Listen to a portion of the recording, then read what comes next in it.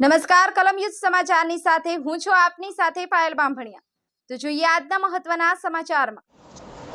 છેતરપિંડી કરનાર આરોપીને પકડી પાડતી સુરત શહેર ક્રાઇમ બ્રાન્ચ સેલ। દુબઈ ખાતે કંપનીના ટ્રાન્સફર કરી આપવા જણાવી 60 લાખ અલગ અલગ બેંક એકાઉન્ટમાંથી રૂપિયા ટ્રાન્સફર કરી ન આપવા છેતરપિંડી કરનાર છેલ્લા 1 વર્ષથી નાસ્તા ફરતા આરોપીને ઝડપી પાડતી સુરત શહેર cyber crime branch cell. Bureau report કલમ યુદ્ધ સમાચાર સુરત।